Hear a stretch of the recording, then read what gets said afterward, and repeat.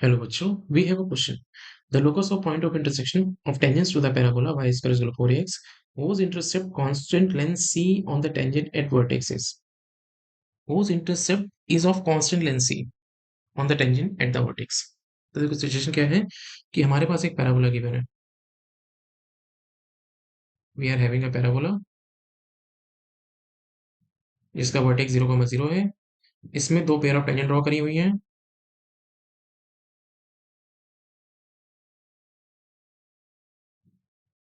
ठीक है, ये रैंडमली मीट कर रहे हैं, एक्स एक्सिस पे नहीं है, रैंडमली कहीं पे भी मीट कर सकते हैं. ठीक है, अगर ये टेंजेंट हमारी सपोज परपेंडिकुलर होती तो वो हमारी डायरेक्टली सबमिट करती, बट फिलहाल हमें ऐसी कोई इन्फॉर्मेशन नहीं गिवन है. बोला क्या हुआ है कि जो ये पेयर ऑफ टेंजेंट है, ये टेंजेंट एट वर्टेक्स पे जहाँ पे मीट कर रही है, तो जो ए बी की लेंथ है हमारे पास, उस इंटरसेप्ट की जो लेंथ है वो सी है हमारे पास, ये हमें गिवन है. ठीक है, और हमें इस पॉइंट ऑफ इंटरसेक्शन का लोकस बताना है. ठीक है, तो मतलब क्या है कि कई सारी सिचुएशन मीट करेगा और हर एक केस में क्या होगा, जो इंटरसेप्ट होगा वो हमेशा कांस्टेंट सी के इक्वल आएगा. नो, क्या कर सकते हैं हम यहाँ पे, देखो हम पैरामीट्रिक पॉइंट तो ले सकते हैं 81 square comma 281, and here we have 82 square comma 282. Equation में लिख सकते हैं. इक्वेशन क्या होती है, t1y is equal to X plus 81 square. ये पहले पॉट की इक्वेशन आ जाएगी. ठीक है, suppose we have L M N, तो ये हमारे पास एल एन की इक्वेशन होगी. नो, एल एल एन की इक्वेशन होगी. अब हम एम एन की इक्वेशन लिख सकते हैं, t2y is equal to X plus A t2 square. Equation क्या होगी, ये एम एन की इक्वेशन होगी. ठीक है, नो, सिंस ये y पे अगर कट करेंगे तो x की वैल्यू 0 होगी. यहाँ पे जब x को हम 0 पुट करेंगे तो हमें y की वैल्यू मिल जाएगी. y हमारे पास 81 आ जाएगा, यानी कि इसका जो y कोऑर्डिनेट होगा वो हमारे पास 81 आ जाएगा. सिमिलरली यहाँ पे जब पुट करेंगे तो इसका y कोऑर्डिनेट हमारा 82 आ जाएगा. ठीक है, अगर कोऑर्डिनेट आ गया हमारे पास तो हम ए बी की लेंथ भी निकाल सकते हैं. लेंथ कितनी आ जाएगी, that is we have a times t1 minus t2. Mod लगा देंगे यहाँ पे क्योंकि हमें कोऑर्डिनेट नहीं पता है. ये तो पॉजिटिव रहेगा, उसको मॉड की जरूरत नहीं है. मॉड में t1 माइनस t2 आ जाएगा, और ये हमें इक्वल टू गिवन है c के. ये एक इन्फॉर्मेशन आ गई. ठीक है, नो, लोकस की बात कर रहे थे, तो लोकस हम एच कोमा की कंसिडर कर लेते हैं. हमें पता है कि जैसे ये इक्वेशन लिखी हुई है हमारी, इन दोनों का अगर सब्ट्रैक्शन करेंगे, एच कोमा की मतलब यहाँ पे भी एच के सेटिस्फाई करेंगे, यहाँ पे भी एच के सेटिस्फाई करेंगे.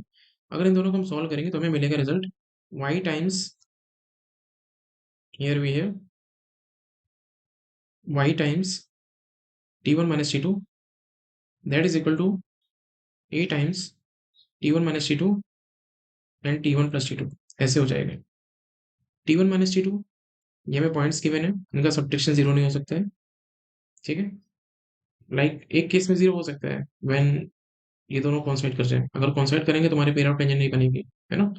उसके अलावा it can not be zero. Zero होने का मतलब क्या है, दोनों सेम होने चाहिए. if दोनों सेम है तो या तो ओरिजिन पे लाई करेंगे, पेयर ऑफ टेंजेंट नहीं बनेगा. अगर ये जीरो नहीं हो सकता, हम कैंसिल आउट कर सकते हैं इसको, है ना. तो y की वैल्यू मिल जाएगी a times t1 plus t2, और ये किसके इक्वल था, k के इक्वल था. तो ये k is equal to a times t1 plus t2. ठीक है, h की वैल्यू भी निकाल सकते हैं. कैसे, यहाँ पे t2 का मल्टीप्लिकेशन कराएंगे और यहाँ पे t1 का, और दोनों का सब्ट्रैक्शन करेंगे. तो we have t1 t2 y is equal to x t2 plus a t1 square t2. यहाँ पे t1 का, तो t1 t2 y is equal to x t1 plus a t2 square t1. Subtraction करेंगे, cancel out हो जाएगा. हमें क्या मिलेगा, 0, t2 minus t1, here we have x plus a times t1 t2, आएगा t1 माइनस t2. इस तरीके से आ जाएगा. Again t1 minus t2 can not be zero, divide करा देंगे. हमें क्या मिलेगा, 0 is equal to we have minus का x plus a t1 t2. x की वैल्यू मिल जाएगी, that is we have a times t1 t2. ठीक है, तो हमारे पास x यानी कि h की वैल्यू आ गई. तो we have h is equal to A times T1 T2 and K is equal to A times T1 + T2। इस तरीके से आ जाएगा। ठीक है। नो, हमें इन्फॉर्मेशन क्या गिवन है कि सी इज इक्वल टू क्या है, ए टाइम्स मॉड T1 - T2। अब इस इन्फॉर्मेशन का हमें यूज करना है, तो हम क्या कर सकते हैं, सी स्क्वायर निकाल सकते हैं हम। वो ए स्क्वायर T1 - T2 का होल स्क्वायर हो जाएगा। अब इसे फर्दर कैसे लिख सकते हैं, तो we have C square is equal to A square, ये हो जाएगा T1 + T2 का होल स्क्वायर माइनस का 4 T1 T2। इस तरीके से आ जाएगा। तो C square is equal to we have A square. No, T1 + T2 की वैल्यू हमें पता है, that is K upon A. तो we have K square upon A square minus का 4 T1 T2 करेंगे तो माइनस का 4 H अपॉन ए, ऐसे हो जाएगा। तो C square is equal to क्या आ जाएगा, ए के स्क्वायर माइनस का 4H। लाइक एलसीएम करेंगे तो ये हमारा के स्क्वायर हो जाएगा, माइनस का 4AH भी है। रिप्लेस करेंगे, लोकस निकालना था, तो Y square minus 4AX is equal to C square.